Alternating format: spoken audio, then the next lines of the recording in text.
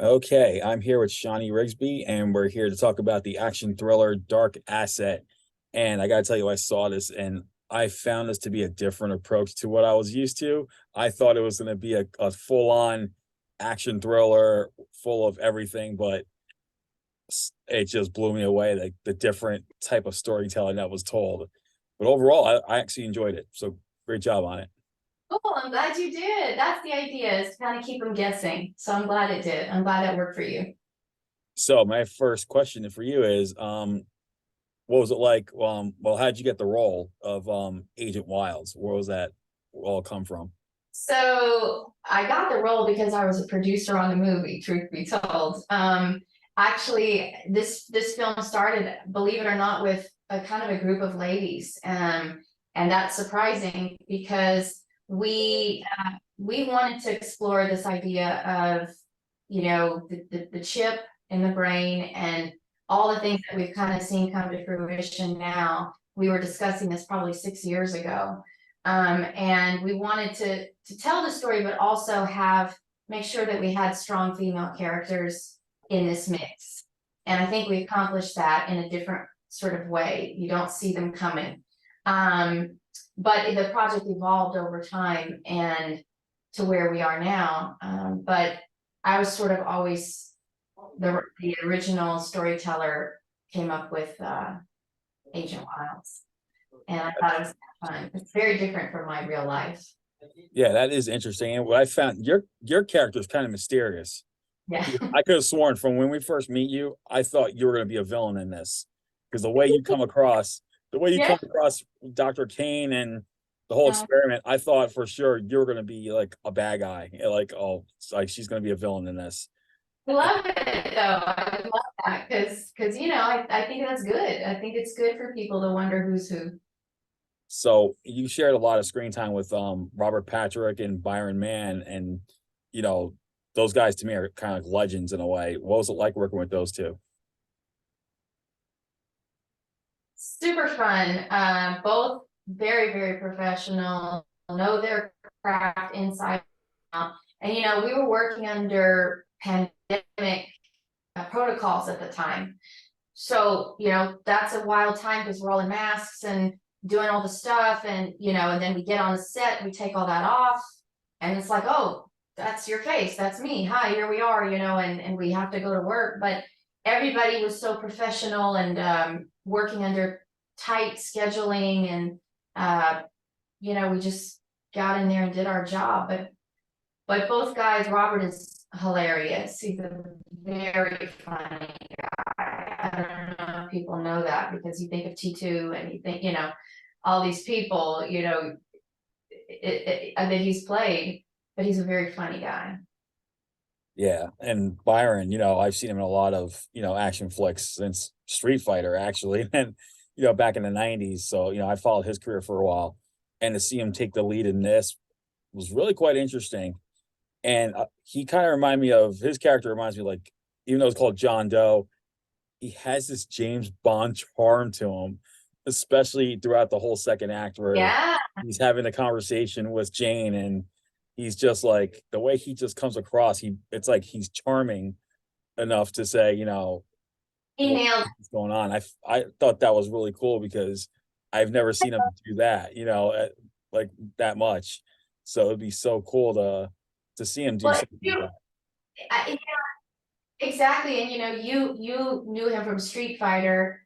I learned of him in Wu Assassins, and then later went back and watched some of the other things that he'd done. And I knew he had this very suave side to him, this very, kind of swagger. He has it in some of the roles he plays, commanding. And we wanted this to kind of feel like an indie James Bond. We wanted it to have that. And I'm so glad that came across because we didn't want it to just be straight fighting the whole time. Or, I truly, not just because I'm in it and produced it, but I do believe there's something for everybody in this movie. I don't think that for women that think, oh, it's just a bunch of guys with guns. No, it's not. He's a very well-rounded character, and the dialogue is very clever and it keeps you guessing. And again, the women are strong. So Yeah, but Byron was a lot of fun to watch. Um he's just so slick with his martial arts stuff, like the way he really did all that, you know, the way he flips the baton and does all that stuff. I was just like, wow, it's really cool to watch.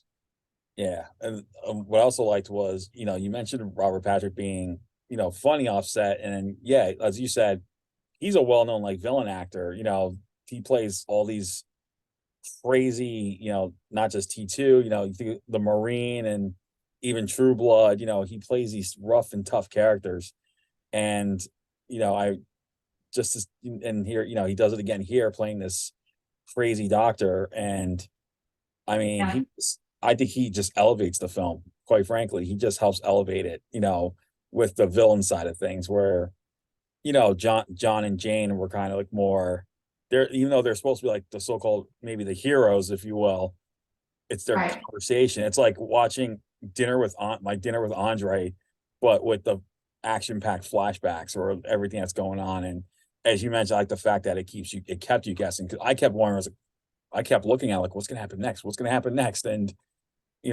that's what made this film work. Like I That's was great. I'm so glad. I'm so glad because we didn't, especially under the pandemic and it being an independent film, we didn't have the bells and whistles of a James Bond where we can jump out of an airplane and we can blow up a building and we can flip cars. And although all our stunt coordinators and our VFX people were friends of ours and they do that sort of thing on those other movies, we didn't have the budget to do a lot of that. And being in a pandemic, we never had one actual physical meeting as a group in person. So until we were all on set together. So it's like everybody kind of brought their A game, but under very kind of restricted, guidelines. So you had to rely on dialogue and, fight choreography and, you know, just as you said, kind of keeping people on the edge waiting to see what's going to happen in the next scene in the storytelling part of it. We had to rely on those things. exactly. I feel like the way your character was presented in the film and throughout the film, if this was to do like a spin-off or a follow-up, I could see you as the lead character. Like Uh, learn about Agent Wild's background and then how she got involved with everything. And well, I didn't die. I didn't die. exactly, as I was saying, it could be a sequel, it could even be a spin-off. Let's see what happens. And then, maybe you can work with the stunt team and learn how to do That's some of right. that stuff Byron can do as well. I love it. I love it. And Byron and I never got to face off. So, but yeah, not to give anything away, but yeah, I would love it. And I was behind the scenes. I was always kicking and doing stuff like, why don't I get to do it? So yeah, I'm ready for that too. So, since you're on the set and you're a producer, how long was production? And aside from the pandemic, were there any other challenges that you faced in terms of like the technicality of the film? Yeah, we shot the better part of it in about 16 days, 16 shoot days, and some pickup days around that. All in it was probably 21, I would say, which is tough. It's a lot. It's a lot to do. And we were a lot of times when you hear independent films that are shooting in a short amount of days, they're on one location. You always hear like the cabin in the woods in a horror film or, that house in the country or whatever. We were in, I don't even know how many moves we did. We moved a lot. And that's super challenging because every time you're regrouping, you're starting over in this new location and you're there sometimes for one day and you got to get those scenes in. So, being a producer, I was usually the one that would have to shoot my scenes at the end of the night, so I'm dead. It's been a long day and now I gotta go into character and I gotta be this person.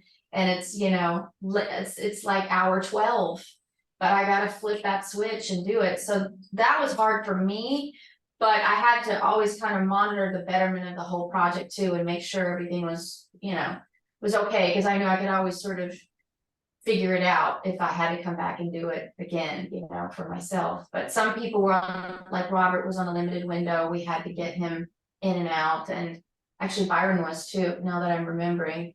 But yeah, so those are challenging things. Scheduling is tough. On a lot of films. Yeah, especially if you're using that many locations in such that short amount of time, because what if you lost one at the last second? You know, it's like, what are you gonna do? Dang, you have to scramble everywhere and figure out where you're gonna be able to shoot the next scene, and then you know you're gonna lose almost a day's work. I've heard that from other filmmakers in the past. So true. So true. And our director and our team were pretty clever on getting around some stuff because we knew that, oh, when we come back to shoot that, we're not going to have this actor. So there were things that you'd have to do on the day that you had them to cover so that when we come back to this, we've got it, even though it's not in context with the scene we're going to do. So those are like little funny, tricky things that you have to do in planning. Exactly. So with that said, we know that Dark Asset is out now in theaters, and I hope people do get to check it out. What's next on the horizon for you? Is there any, have you shot anything before everything went crazy, or just taking it You know, easy? I know I'm in development on a couple of things. We have another that we're kind of hoping to get going, and that's a kind of another action thriller space that's a little more international in scope. So we're in development on that, and I'm doing some of my music stuff right now. I have the soundtrack song in this movie I'm going to release in a few weeks, so I'll be busy with that. But yeah, I'm not stopping. This is my crazy life, just keeps on going. Well, everyone, check out Dark Assets. It's in select theaters now, and those who are expecting a full-on action thriller, don't even think about it. But if you want to see an action thriller with something fresh in mind and seeing like you just don't keep you guessing, this is the movie to check out. And Shani, thank you so much again for taking the time to talk about the movie. Thank you for having me. It's been fun. Appreciate All right, take care and have a good day. it. Thank you. All right, bye-bye.